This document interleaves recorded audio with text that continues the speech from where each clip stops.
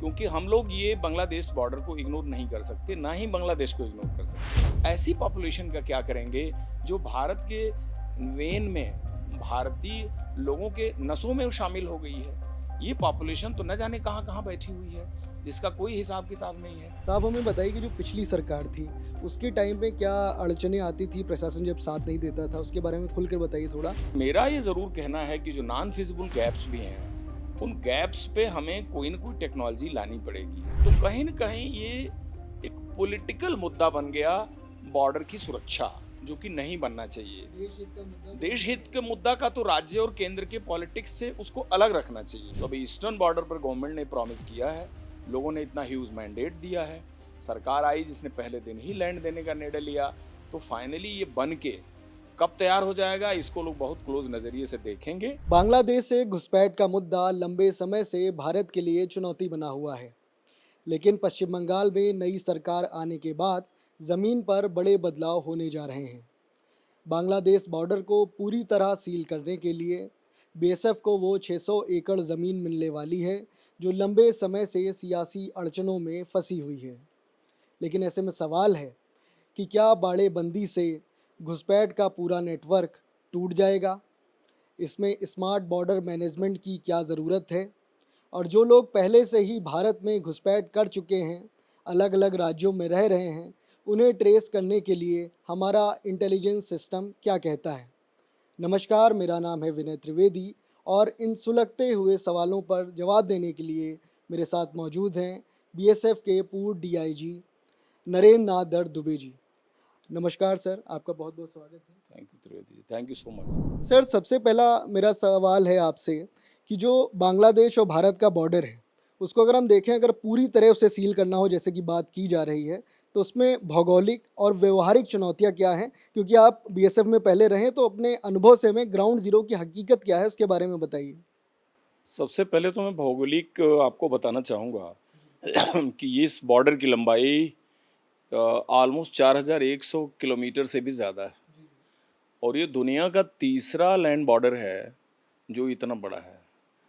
आम पब्लिक के दिमाग में ये एक शायद ये इम्प्रेशन होगा कि पाकिस्तान का बॉर्डर बांग्लादेश से ज़्यादा बड़ा है, लेकिन बांग्लादेश का बॉर्डर पाकिस्तान से भी 900 किलोमीटर लंबा है। एक तो हो गई उसकी लंबाई की बात, और ये टोटली लैंड बॉर्डर है। दूसरी सबसे बड़ी समस्या है कि इस बॉर्डर का करीब एक चौथा हिस्सा, ऑलमोस्ट 900 किलोमीटर का जो एरिया है वो रिवराइन है। नदी नाले, जितनी हिमालयन नदियाँ उतर के आती हैं, वो अनडिवाइडेड भारत का अगर पुराना नक्शा आप देखें तो वो पूरे हिमालयन माउंटेन से जितनी नदियाँ प्लेन की तरफ आती हैं और फाइनली वो बे ऑफ बंगाल में मर्ज होती हैं, तो कुल 901 किलोमीटर के एरिया है जो रिवराइन एरिया है, वो नदी नालों से ग्रस्त है। तीसरी सबसे बड़ी समस्या ये है कि जो भारत और पाकिस्तान के बीच बाड़ लगी है, जिसको कह सकते हैं कि ह्यूमन बैरियर, एक बॉर्डर फेंसिंग, उस फेंसिंग का सिग्निफिकेंट पार्ट जो है नॉन फिजिबल गैप्स है।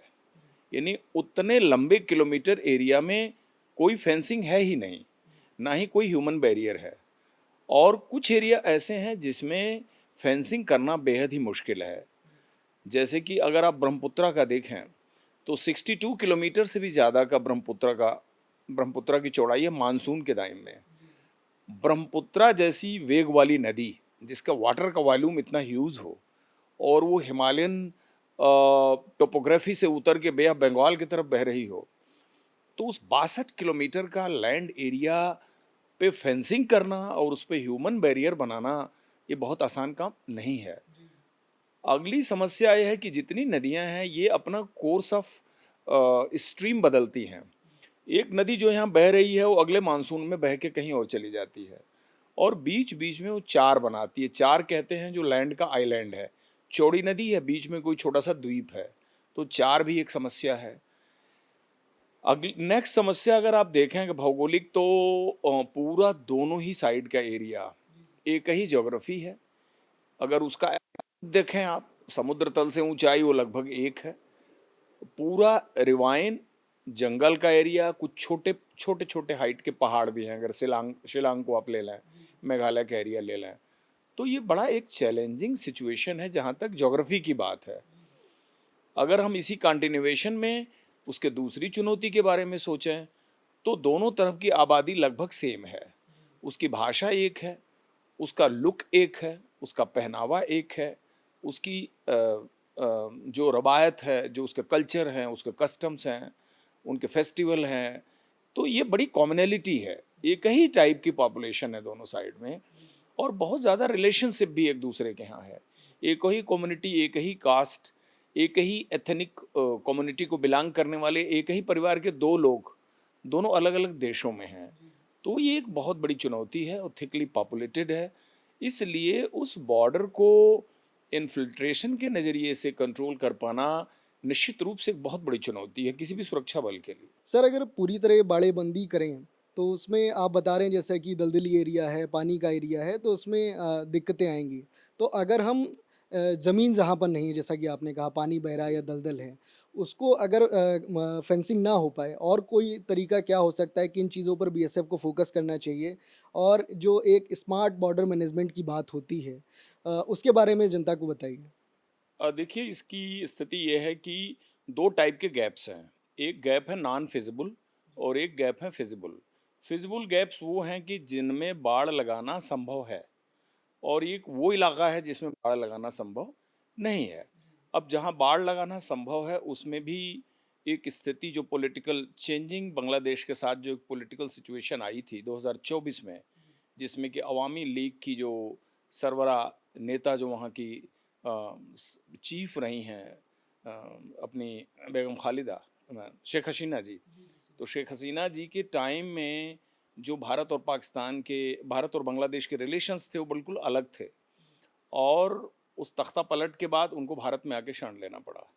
उसके बाद जो रिजीम आई मोहम्मद यूनुस की, उस रिजीम में भारत और बांग्लादेश के रिलेशन उतने कॉर्डियल नहीं रह पाए क्योंकि वहाँ पर एक बड़े डिफरेंट टाइप के सोशल एलिमेंट और पॉलिटिकल जो एक तरह से रैकेटियर्स हैं उनका एक बहुत बड़ा दबदबा और उनका बोलबाला हुआ।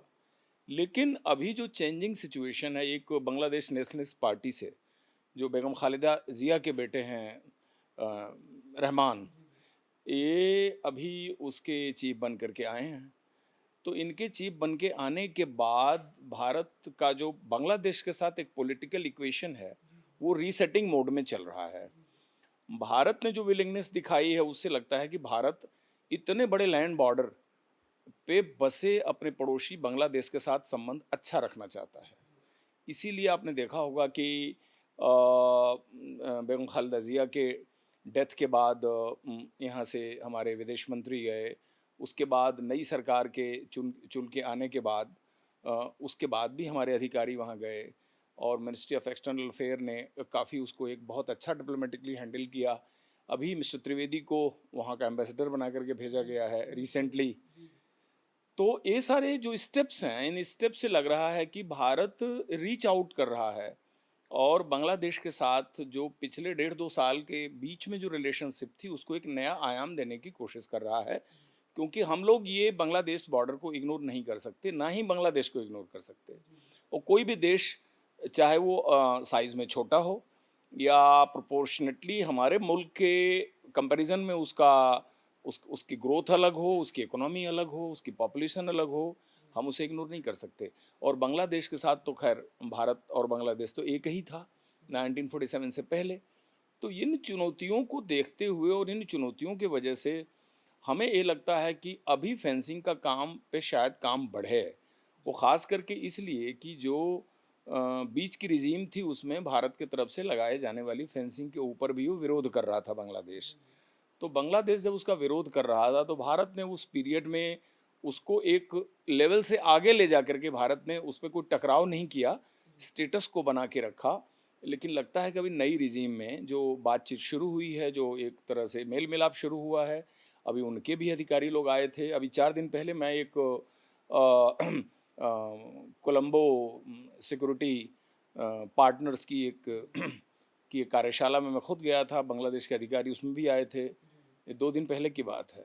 मैंने उनसे कुछ सवालात भी पूछे, कुछ उनके विचार जाने। उनके विचारों से लगा कि वो कहते हैं कि भारत को नैरेटिव सेट नहीं करना चाहिए। हम लोगों को एक पड़ोसी के तौर पे रहना है और हम भी भारत के उठाए गए कंसर्न से चिंतित हैं, हम लोग उसको हैंडल कर रहे हैं। तो मुझे लगता है कि इन फेंसिंग पे काम होगा, लेकिन मेरा ये ज़रूर कहना है कि जो नॉन फिजिबल गैप्स भी हैं, उन गैप्स पे हमें कोई न कोई टेक्नोलॉजी लानी पड़ेगी। उन गैप्स को हम इग्नोर नहीं कर सकते, क्योंकि फिर वही इन्फिल्ट्रेशन की समस्या रहेगी।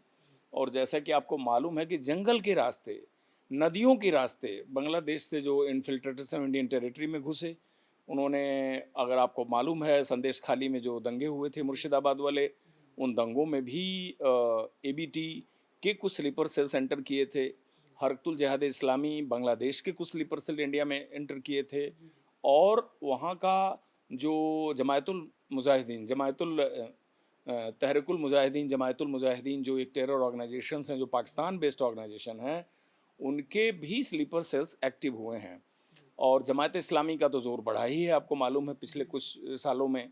तो कुल मिला जुला के हम ईस्टर्न बॉर्डर को अनगार्डेड नहीं रख सकते, और आईएसआई ने वहाँ बहुत वर्चस्व बढ़ाया है। पिछले साल का chief of army staff general Upendra Dwivedi का ही अगर बयान आप देखें, तो उसमें उन्होंने बात बड़ी साफ कही थी कि भारत के चिकन नेक एरिया में जिस तरह से आईएसआई के कुछ अधिकारी बांग्लादेश की सीमा से बहुत ही क्लोज इंडियन बॉर्डर में देखे गए हैं, और जो एक मेन मिलाप बढ़ रहा है, भारत की सुरक्षा के लिए भविष्य में खतरा है। तो इतनी वल्नरेबिलिटी देखते हुए हमको ये मान के चलना पड़ेगा कि हम बांग्लादेश बॉर्डर में जो प्लग करना है, जो गैप्स हैं, उनको प्लग इन करना पड़ेगा। उनके लिए टेक्नोलॉजी लानी पड़ेगी, हालांकि ये टेक्नोलॉजी यूज हो रही है। और स्मार्ट फेंसिंग का काम अभी शुरू होने जा रहा है, क्योंकि जो हमारी नॉर्मल फेंसिंग है, उसको एंटी नेशनल एलिमेंट जो है किसी न किसी तरीके से काट देते थे, और बाढ़ में वो फेंसिंग अपने आप बह जाती है, क्योंकि उसका जो बेस है मिट्टी का, वो फ्लैश फ्लड के अंदर बह जाता है। तो ये अपने आप में एक बहुत बड़ी चुनौती है। और यही वजह है कि infiltration, smuggling, anti social element का इंडिया में घुसना, और इतिहास बताता है कि भारत के अंदर जो टेरर ऑर्गेनाइजेशंस के मॉड्यूल के बड़े बड़े सरबराह और बड़े बड़े सरगना भी इस बॉर्डर से भारत में घुसने की कोशिश किए हैं, और घुसने में कामयाब भी हुए हैं।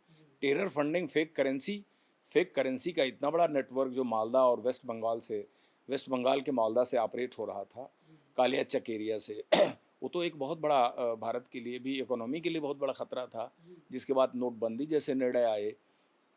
तो कुल मिला जुला के वेस्टर्न बॉर्डर लोगों को नज़रों में दिखता ज़रूर है, लेकिन भारत के लिए जो ईस्टर्न बॉर्डर है, वो eastern border far reaching effect के लिए उसके अंदर पोटेंशियल हैं। वो कोई न कोई समस्या खड़ा कर सकता है, और हम अभी ईस्टर्न बॉर्डर को इग्नोर नहीं कर सकते। और बीएसएफ अभी नए माहौल में, जिस तरह से कि पश्चिम बंगाल के नए मुख्यमंत्री ने घोषणा किया है कि बीएसएफ की जो लैंडलेस बीओपीज़ हैं, वो ये सीमा चौकी, जिनकी जो ज़मीन बीएसएफ के नाम नहीं है, और वो सिर्फ इसलिए नहीं थी बिकॉज ऑफ पॉलिटिकल रीज़न, वहाँ की जो पॉलिटिकल डिस्पेंसेशन था पश्चिम बंगाल का, वो ज़मीन अलॉट करने में उसने इतना विलम्ब किया, उसमें कुछ आनाकानी भी हुई, कुछ विलिंगनेस की भी दिक्कत थी। और उसको लेके गृह मंत्रालय, चीफ सेक्रेटरी वेस्ट बंगाल, मुख्यमंत्री वेस्ट बंगाल की बड़ी मल्टीपल मीटिंग्स भी होती रहीं। कई मीटिंग्स का मैं खुद पार्ट रहा हूँ, क्योंकि मैं डीआईजी इंजीनियरिंग का वर्क भी देख रहा था। तो मुझे इस बात का बड़ा क्लियर कट पता है कि क्या क्या दिक्कतें आ रही थीं। अब मुझे उम्मीद है कि नई रिजीम में वो दिक्कतें हटेंगी। और सबसे बड़े तो बीएसएफ की सीमा चौकी, जो 24/7 365 वहीं रहनी है। ये सीमा की रेखा बदलेगी नहीं।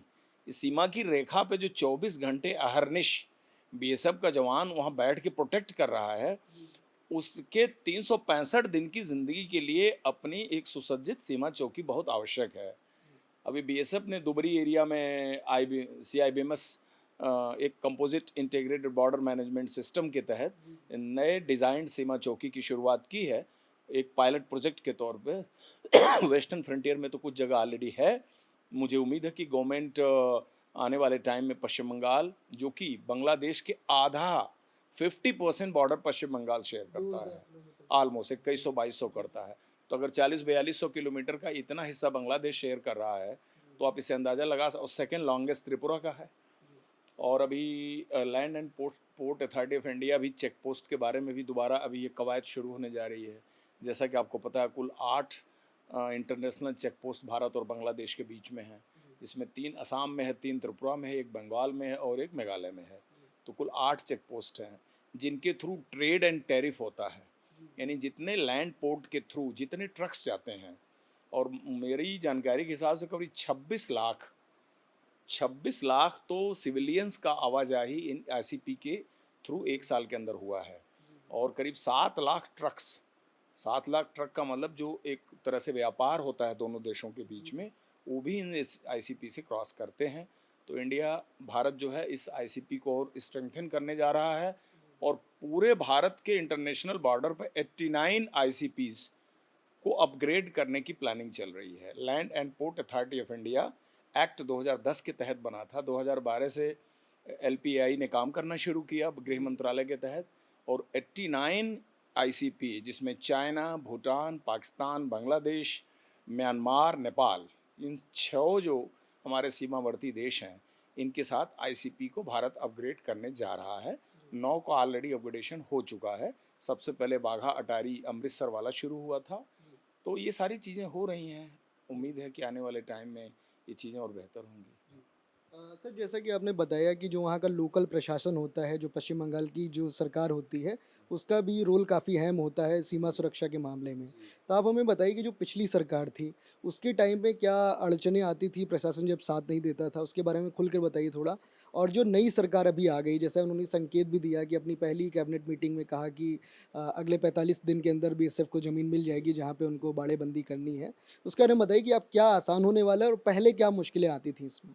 देखिए, अगर इसको हिस्टोरिकल बैकग्राउंड में जाइए, तो भारत की जिन जिन देशों से सीमा लगती है, उन सीमाओं पे उस राज्य की ही पुलिस होती थी। हिस्टोरिकली तो यही था। पंजाब में पंजाब आर्म पुलिस थी, गुजरात में गुजरात स्पेशल पुलिस फोर्स था, राजस्थान में राजस्थान की आर्म्ड फोर्स थी। इसी तरह से वेस्ट बंगाल में वेस्ट बंगाल राइफल्स थी। तो अगर हिस्टोरिकली देखें, तो जब ये बॉर्डर फोर्सेस नहीं बनी थी, तो उसी राज्य की स्टेट पुलिस उस सीमा की रक्षा कर रही थी। यह बात मैं इसलिए कह रहा हूँ कि जितनी जिम्मेदारी आज के तारीख में बीएसएफ की हो बॉर्डर को रखाने की, उससे ज़रा भी कम जिम्मेदारी उस राज्य पुलिस की नहीं है, क्योंकि पहले ये काम वही करते थे।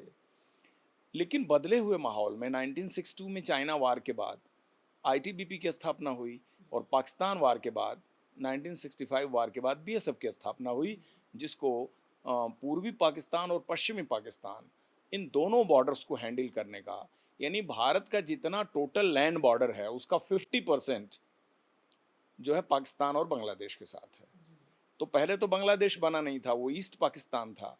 तो बीएसएफ एक ऐसी सेंट्रल आर्म पुलिस फोर्स है जिसको पाकिस्तान में वेस्ट पाकिस्तान और ईस्ट पाकिस्तान, इन दोनों से लगे हुए बॉर्डर्स को गार्ड करने का अनुभव रहा है। और 1971 का जो बांग्लादेश क्रिएशन का वार हुआ, वो तो अपने आप में बहुत ही एक गोल्डन हिस्ट्री है भारत की।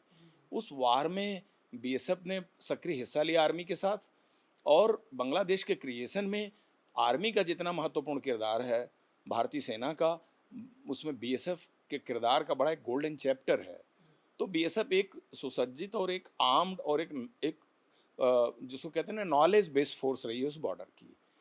अब बीएसएफ ने जब टेक ओवर किया राज्य पुलिस से, तो बीएसएफ सिर्फ इसलिए कि वो केंद्र सरकार के अंदर आती है, कोई एक अलग फोर्स नहीं हो गई कि वो केंद्र सरकार के अंदर आती है। अब आज के बदले हुए सिनेरियो में देखिए, तो सेंट्रल में भी बीजेपी की सरकार है और पश्चिम बंगाल में भी बीजेपी की सरकार है। बीएसएफ तो वही है, बीएसएफ में कोई बदलाव नहीं हुआ।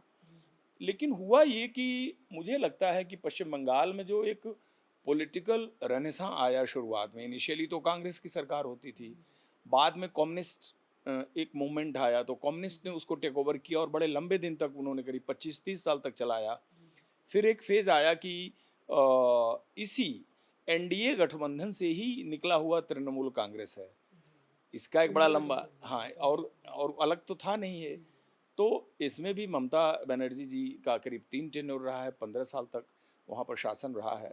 तो कहीं न कहीं ये एक पॉलिटिकल मुद्दा बन गया, बॉर्डर की सुरक्षा, जो कि नहीं बनना चाहिए। देश हित का मुद्दा देश हित के मुद्दा का तो राज्य और केंद्र के पॉलिटिक्स से उसको अलग रखना चाहिए।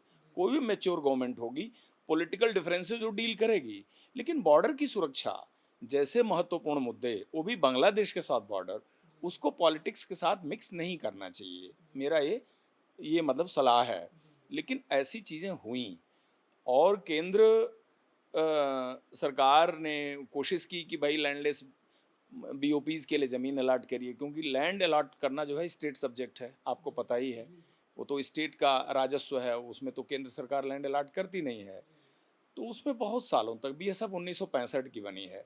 अब आप सोच लीजिए कि 1965 की बनी बीएसएफ है और 35 और 25, आप अंदाज़ा लगा लिए कि 6 दशक तक, 60 वर्षों तक इस फोर्स को अपने देश के ही एक राज्य की ज़मीन जो कि अंतर्राष्ट्रीय सीमा से लगी हुई है, वहाँ पर अपनी सीमा चौकी स्थापित करने के अगर लैंड अलॉट ना हो, तो इसको आप क्या कहेंगे? इसको सिर्फ यही कहेंगे कि हमारे देश में राष्ट्रीय सुरक्षा जैसे मुद्दों को लेकर केंद्र और सरकार की जो राजनीति होती है, वो एक बहुत ही खराब बात है। इससे देश की सुरक्षा प्रभावित होती है। लैंड अलॉट नहीं हुई, उसके लिए बड़ी कोशिश हुई। अगला इशू यह है कि जब लैंड अलॉट नहीं होगा, फेंसिंग भी बहुत सारे जगह रुकी हुई है, तो वो इन्फिल्ट्रेशन को प्रमोट करेगा। इन्फिल्ट्रेशन कहाँ से हो रहा है? बांग्लादेश से हो रहा है। पास्ट में आपको पता है कि पाकिस्तानी टेररिस्ट इंक्लूडिंग मौलाना मसूद अजहर, जैश ए मोहम्मद का चीफ, वो भी बांग्लादेश बॉर्डर से ही भारत में घुसा था। वो मालदा के जरिए इंडिया में घुसा था 1993 में। तो और बांग्लादेश और भारत की सीमा का लाभ लेकर के बहुत सारे अंडर यूजी जो नॉर्थ ईस्ट स्टेट्स के बहुत सारे अंडरग्राउंड या समझ लीजिए कि एंटी नेशनल इंसर्जेंट ऑर्गेनाइजेशंस थे, उनके बहुत सारे टेररिस्ट ने उस बॉर्डर का फ़ायदा उठाया। पाकिस्तान ने उस बॉर्डर से दबाकर फेक करेंसी इंडिया के अंदर डालने की कोशिश की, और अब तो पॉपुलेशन इतनी ज़्यादा आ गई बांग्लादेश की तरफ से कि वो भारत के वो तमाम शहरों में, हिंटरलैंड में, राइट अप टू तमिलनाडु जो है, आपको बांग्लादेश की इलीगल पॉपुलेशन आपको मिलेगी। और अभी विगत महीनों में और वर्षों में आपने देखा होगा कि तमाम राज्य की पुलिस ने पकड़ धकड़ की है। दिल्ली पुलिस ने की है, तमिलनाडु पुलिस ने किया है, महाराष्ट्र पुलिस ने किया, गुजरात पुलिस ने किया, यूपी पुलिस ने किया है। क्योंकि जो बॉर्डर से आई हुई बांग्लादेशी इलीगल पॉपुलेशन है, वो कहीं न कहीं वो ट्रेन पकड़ेगी, बस पकड़ेगी, कंड्यूट, दलाल, मिडिलमैन बीच में बैठे हुए हैं, फिक्सर हैं बैठे हुए वो लोग, उनका दोनों तरफ का वही धंधा है, पैसे का खेल है। Creation of illegal force documents की बात वो बड़े आसानी से कर लेते हैं, और उनको लोग वहीं पर उनको आधार कार्ड भी मिल जाता है, पैन कार्ड भी मिल जाता है, बैंक अकाउंट भी खुल जाता है, और भारत सरकार द्वारा चलाई गई बहुत सारी कल्याणकारी योजनाओं का भी फ़ायदा ले रहे हैं। वो मतलब जिस तरह से कोई भी भारतीय फ्री राशन ले रहा है, ये गरीबी रेखा से नीचे के लोग हैं, उनके बैंक में अकाउंट हैं, ये सारी सुविधा भी वो ले चुके हैं। तो कहने का अर्थ मेरे ये है कि ऐसी पॉपुलेशन का क्या करेंगे जो भारत के वेन में, भारतीय लोगों के नसों में वो शामिल हो गई है। ये पॉपुलेशन तो न जाने कहाँ कहाँ बैठी हुई है, जिसका कोई हिसाब किताब नहीं है। अलग अलग आंकड़े अलग अलग बताते हैं, कोई 25 लाख बताता है, कोई 30 लाख बताता है, कोई डेटा 2 मिलियन का आता है कि इतने इलीगल माइग्रेंट्स ऑलरेडी इंडिया के अंदर हैं, और हर साल ये पकड़े जा रहे हैं और डिपोर्ट हो रहे हैं। तो देखा जाए तो ये एक इंडियन इकोनॉमी पे बहुत बड़ा प्रेशर है। भारत एक ऑलरेडी ओवर पॉपुलेटेड कंट्री है जिसकी 141 करोड़ आबादी है, जिसमें बहुत सारे युवा बेरोजगार हैं, जिनको रोजगारी के लिए उनको खुद को नेशनल ग्रोथ का हिस्सा बनना है। इस ऐसी सिचुएशन में लाखों लाखों अगर बांग्लादेशी इन्फिल्ट्रेटर इंडियन बॉर्डर से घुस के और वो भारत के तमाम शहरों में जाकर के बस जाएं, डॉक्यूमेंटेशन तैयार कर लें और आपके डिजिटल डॉक्यूमेंटेशन का पार्ट बन जाएं, तो इनको कल को नेशनल सिक्योरिटी में ट्रेस कर पाना, इनको डिटेक्ट कर पाना और पानी को दूध से अलग कर पाना, ये एक बहुत बड़ी चुनौती है। ये इसको बहुत ही गंभीरता से लेना पड़ेगा। जैसे कि आप बता रहे थे कि बीएसएफ को अभी ज़मीन मिल जाएगी तो बाड़ेबंदी का काम शुरू होगा। सर तो अगर ज़मीन मिल जाती जैसा कि जो नई सरकार है वहाँ पे क्योंकि अब कोई अड़चन भी नहीं आनी, दोनों जगह बीजेपी है केंद्र और राज्य में। तो ज़मीन अगर बीएसएफ को मिल जाती जो 60 साल में नहीं मिल पाई, तो कितना टाइम लगेगा जो फेंसिंग हमें करनी चाहिए थी 60 साल पहले उसे करने में? और इसके बाद बीएसएफ की जो ऑपरेशनल क्षमता है वो कितनी बढ़ जाएगी? देखिए, फेंसिंग लगने से निश्चित रूप से ऑपरेशनल क्षमता बढ़ेगी, क्योंकि अगर आप उदाहरण लें पिछला, तो पंजाब बॉर्डर की जब फेंसिंग बनी, उसी के बाद पंजाब के अंदर आतंकवाद पर कंट्रोल आया। जम्मू बॉर्डर पर 192 किलोमीटर पर जब फेंसिंग बनी, तभी जाकर के जम्मू में इन्फिल्ट्रेशन पे कंट्रोल हुआ, और राजस्थान और गुजरात बॉर्डर पर भी कंप्लीट फेंसिंग हुई। क्योंकि जो ये फिजिकल बैरियर है, ये निश्चित रूप से इन्फिल्ट्रेशन को सीधे प्रभावित करता है।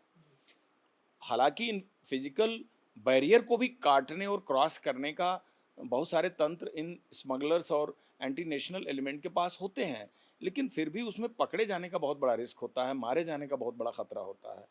और ये जो बाढ़ है, ये जो बार्ड वायर लगा है बॉर्डर पे, ये सिर्फ आइसोलेटेड नहीं है, इसके साथ बहुत सारी टेक्नोलॉजी भी इंटीग्रेटेड है। जैसे कि ह्यूज फ्लड लाइट है, एक कंप्लीट नाइट के अंधेरे में इतनी लाइट होती है कि सब कुछ बहुत आसानी से दिख सकता है। पीटीजेड कैमरे लगे हैं, आईआर लगे हैं, सेंसर्स लगे हैं, इसके अलावा राडार लगे हुए हैं। तो ये सारी टेक्नोलॉजी का एक इंटीग्रेटेड कंट्रोल मैनेजमेंट भी चल रहा है।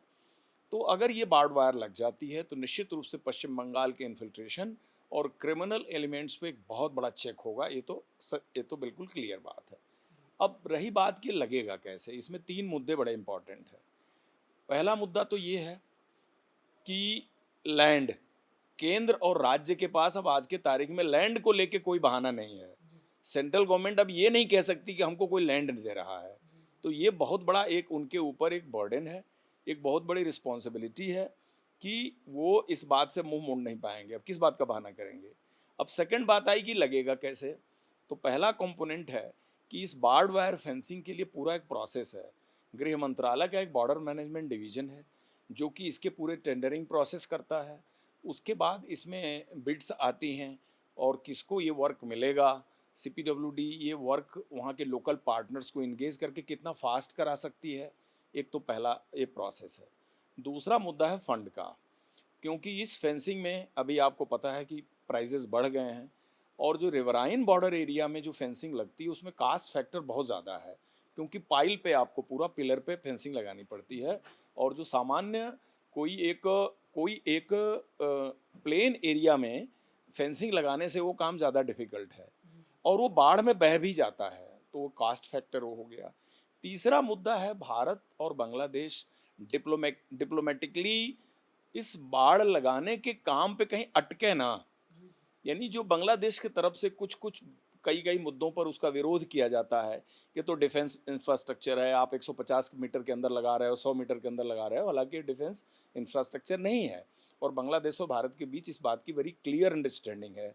उसको मुझे लगता है गवर्नमेंट हैंडल कर लेगी, क्योंकि इन्फिल्ट्रेशन हमारे लिए जितनी प्रॉब्लम है तो कोई भी देश है वो भी चाहेगा उसका देश सुरक्षित रहे। तो ये 2-3 मुद्दे हैं जिसको कि कितना स्मार्टली गवर्नमेंट करेगी, कितना टाइमली करेगी, ये बहुत इंपॉर्टेंट है। बिकॉज वेस्टर्न बॉर्डर पे जो डिले हो रहा है उसको सब लोग बहुत क्लोज नज़रिए से देख रहे हैं। पिछले आज 6वां साल हो गया हम ड्रोन की समस्या से भी उबर नहीं पाए और उसकी कोई बड़ी माकूल टेक्नोलॉजी अभी हम लोग नहीं दे पाए और वो भी एक बहुत बड़ी चुनौती बनी हुई है। तो अभी ईस्टर्न बॉर्डर पर गवर्नमेंट ने प्रॉमिस किया है, लोगों ने इतना ह्यूज मैंडेट दिया है, सरकार आई जिसने पहले दिन ही लैंड देने का निर्णय लिया। तो फाइनली ये बन के कब तैयार हो जाएगा इसको लोग बहुत क्लोज नज़रिए से देखेंगे। और ख़ास करके जो कि नॉन फिजिबल गैप्स हैं, जहाँ पर बाढ़ लगाना आसान नहीं है, वहाँ पर गवर्नमेंट उसको कैसे कवर करती है, गृह मंत्रालय कैसे कवर करता है और बीएसएफ उसको हैंडल करती है, ये भी एक देखने वाली बात है। बट ये एक अच्छी बात है कि राष्ट्रीय सुरक्षा के लिए एक बढ़िया काम होगा। सर, जैसा कि आपने कहा कि जो लोग अब आना चाहते हैं भारत घुसपैठ करके, उनको रोकने के लिए पर्याप्त इंतज़ाम किए जा रहे हैं। लेकिन अब हमें बताइए कि जो लोग पहले से बांग्लादेश से पश्चिम बंगाल आए और फिर वो झारखंड हो, बिहार हो, यूपी हो, इवन सुनने में आता है कि कश्मीर में भी आपको मिल जाएँगे और जैसा कि आपने कहा तमिलनाडु में भी बांग्लादेश घुसपैठियों की आबादी मिल जाएगी। तो इनको पकड़ने के लिए, इनको ढूँढने के लिए, ट्रेस करने के लिए बीएसएफ इंटेलिजेंस एजेंसी के साथ कैसे कोलैब करती है, लोकल पुलिस की मदद कैसे लेती है और इसमें खासकर टेक और ह्यूमन इंटेलिजेंस दोनों का कैसे इस्तेमाल करती है बीएसएफ और बाकी टीमें?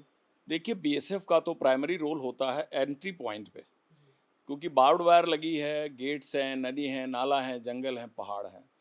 तो बांग्लादेश सीमा के साथ जो भारत की बाउंड्री बनती है, वहाँ से बीएसएफ रोकने की कोशिश करती है, जो उसका मैंडेट है उसको रोक भी रही है। लेकिन जितनी मुश्किलात हैं उस मुश्किल बॉर्डर पे अगर इन्फिल्ट्रेट करके कोई घुस गया तो एक पर्टिकुलर किलोमीटर के बाद बीएसएफ का कोई जुरिडिक्शन नहीं बचता है उसको फॉलो करने का। और ये अलग अलग राज्य में ये जुरिडिक्शनल किलोमीटर अलग अलग हैं। तो ये पूरा रोल चला जाता है पुलिस पे और बाकी एजेंसीज पे। इन्फिल्ट्रेशन हो गया, कोई अंदर घुस गया, घुसते समय अगर वो निशानात उसने छोड़े, अगर कोई एविडेंस मिला तो बेसफ उस एविडेंस को कलेक्ट करती है। पिक करने के बाद उसको अपने इंटेलिजेंस एजेंसी के थ्रू शेयर करती है क्योंकि बीएसएफ का अपना भी इंटेलिजेंस सेटअप है। अब रही बात की जो पीटीजी कैमरेट लगे हैं, हैंड हेल्ड थर्मल इमेजर लगे हैं, लॉन्ग रेंज ऑब्जर्वेशन सिस्टम लगा है और बैटलफील्ड सर्विलांस लगा है, राडार लगा है, इनसे अगर कोई एविडेंस और फुटेज क्रिएट होता है फिर भी वो आदमी निकल जाता है, तो ये फुटेज और ये डेटा ये एजेंसीज के साथ शेयर करते हैं। अब जब ये लोग इंडिया में आ जाते हैं तो कोई भी घुसपैठी भारत में बिना किसी लिंक के नहीं आता। उसका चाचा, ताऊ, मौसी, खाला, भाई, मामू कोई न कोई अंदर है, जो पिछली पीढ़ी का है, जो ऑलरेडी 2 जनरेशन यहाँ रह रहा है, जिसका पूरा एक सेटअप है, मार्केट में एक परचून की भी दुकान है, एक उसका फ़ोटो का स्टूडियो भी है, एक वो कैटरिंग का भी बिज़नेस चला रहा है, 4 घरों में वो सर्वेंट का भी काम कर रहा है, तो उनका पूरा एक नेक्सस है। तो जब ये अंदर आते हैं तो इसी नेक्सस के लोग इनके डॉक्यूमेंट्स को प्रिपेयर करने में मदद करते हैं। वो टिकट भी खरीद के दे देंगे नॉर्थ ईस्ट एक्सप्रेस का, गुवाहाटी बैठो दिल्ली पहुंच जाओ, कूच बिहार से ट्रेन में बैठो दिल्ली पहुंच जाओ, राजधानी में बैठो दिल्ली पहुंच जाओ। और जब ये ऐसा आदमी ट्रेन या रोड रेल के थ्रू इंडिया के अंदर ट्रेवल करता है, लुक से आप पकड़ नहीं सकते, क्योंकि ये पूरा हिंदुस्तान भारत एक ही था। वो एक जो बंगाल का आदमी दिखता है जैसे, वैसे बांग्लादेश का आदमी दिखता है, तो वो लुक में आप पकड़ नहीं सकते। बांग्लादेशी बांग्ला भाषा बोलेगा, भाषा भी बोल लेगा, उसके जेब के अंदर 2-4 ऐसे डॉक्यूमेंट्स होंगे जो ये प्रूव करेंगे कि वो तो इंडियन है। तो इसमें मुझे लगता है कि जो बेसिक पुलिसिंग है, जहाँ से शुरुआत है इन्फिल्ट्रेशन के जस्ट थ्रेशोल्ड के बाद, जिसमें रेलवे स्टेशन हुआ, लोकल पुलिस स्टेशन है, चौकी है, मोहल्ला है, होटल हैं, रेस्टोरेंट हैं, यानी ऐसे हब हैं जहाँ से लोग क्रॉस करते हैं और वहाँ पकड़े भी जाते हैं। ये हर जगह हमें एक मल्टी अप्रोच रखना पड़ेगा। और राज्यों में सारी पुलिस को निर्देश है। अभी मैं जहाँ बैठा हूँ इस एरिया के अंदर भी बांग्लादेशियों की पहचान पुलिस कर रही थी। यूपी पुलिस एक दिन वो पहचान कर रही थी और कुछ लोगों को ढूंढ ढाल रही थी। तो इसमें पुलिस को भी अलर्ट होना पड़ेगा और समाज भी जिम्मेदारी से पीछे नहीं हट सकता। मेरे मोहल्ले में मैं अपने मकान में ही 3 बांग्लादेशियों को किराए पर कमरा दे रखा हूँ। मैं तो एक सिविलियन हूँ, मैं तो भारत का सिटीजन हूँ, मेरी जिम्मेदारी नहीं बनती है? मेरी जिम्मेदारी भी बनती है। पता चला बांग्लादेशी हमको डबल किराया दे रहा है तो हम बड़े खुशी खुशी उसको ले लेते हैं कि बांग्लादेशी हो पाकिस्तानी हो हमारे लिए कोई फ़र्क नहीं पड़ता। अगर ऐसा न होता तो पार्लियामेंट अटैक नहीं होता। पटेल चेस्ट के पास आत्मघाती दस्तों ने 5 पाकिस्तानियों ने किराए का मकान लेकर के बैठे रहे। अभी फरीदाबाद की घटना पिछले नवंबर में हुई, आपके सामने है। तो फरीदाबाद में भी किराए का घर लेके वो बैठे रहे। भाई आदमी आओ ज़्यादा किराया देगा। अभी आईसिस का इनकाउंटर जो लखनऊ में 2017 में हुआ था, आपने देखा होगा, वो भी काकोरी के पास, वो भी किराए पे घर लेके बैठे रहे। तो समाज जब उनको शेल्टर देता है, खाने पीने की मदद, लॉजिस्टिक्स, ऐसे ही मोबाइल सिम कार्ड, आईडी पे हम आप जाएंगे तो कस्टमर एप्लीकेशन फॉर्म भरा जाएगा, आपकी आईडी वेरीफाई होगी। और कुछ ऐसे मोबाइल वाले हैं तो अपने दुकान पे बुला के जब तक आपका पूरा डिजिटल एविडेंस नहीं ले लेंगे, पूरे बायोमेट्रिक्स नहीं चेक करेंगे, आपको सिम नहीं देते। तो इन लोगों को कोई न कोई सिम भी प्रोवाइड करता है। बैंक में इनके खाते भी खोले जाते हैं। बैंक में आप अकाउंट खोलने जाइए, एक बांग्लादेशी खोलने जाए तो बैंक की भी जिम्मेदारी बनती है कि भारत सरकार के दिए हुए कल्याणकारी योजनाओं का इनको फ़ायदा न मिले, रहने के लिए मकान चाहिए वो न मिले, उसके बाद ड्राइविंग लाइसेंस इनको फर्जी न मिले।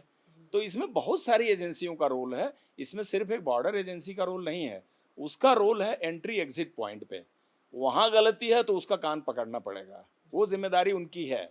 उसमें उनको कोई दिक्कत आती है तो सरकार को उसे स्ट्रेंथन करना पड़ेगा। फिजिबल नॉन फिजिबल गैप पे बैरियर क्रिएट करना पड़ेगा। टेक्नोलॉजी चाहिए, टेक्नोलॉजी देना पड़ेगा।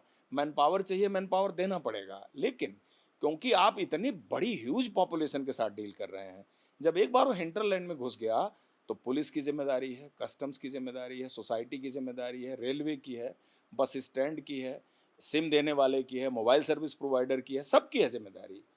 तो आप बांग्लादेशी ट्रेस करने के लिए पूरे समाज को एक साथ आना पड़ेगा, तभी जाकर के इस पूरे समस्या का समाधान होगा। तो जैसे आप बता रहे हैं कि ये सिर्फ बीएसएफ की जिम्मेदारी नहीं है, कोई पुलिस, कोई इंटेलिजेंस एजेंसी की जिम्मेदारी नहीं है, पूरे समाज को इसमें जुटना पड़ेगा, भारत में आप कहीं भी रहते हो। एक और मेरा सवाल है इससे जुड़ा हुआ कि जो सीमा सुरक्षा है हमारी, उसमें जो सीमावर्ती जगह हैं, जो गांव हैं, उनके लोग जो हैं, उनको बीएसएफ कैसे अपनी खुफिया इनपुट का या खुफिया जो नेटवर्क है उसका हिस्सा बनाती है, और उनको भरोसे में लेने के लिए बीएसएफ या बाकी जो पुलिस भी वहाँ रहती है वो क्या मतलब पहल करती है, क्या तरीके अपनाती है, उसके बारे में बताइए ज़रा।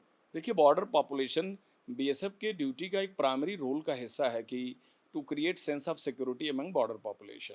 सीमावर्ती इलाके में रहने वाली पब्लिक के मन के अंदर सुरक्षा की भावना पैदा करना, उनके साथ मित्रवत रहना और उन्हीं उनकी परेशानियों में खड़े रहना, क्योंकि देश की बाउंड्री के अंतिम लाइन पे वो बसे हुए हैं।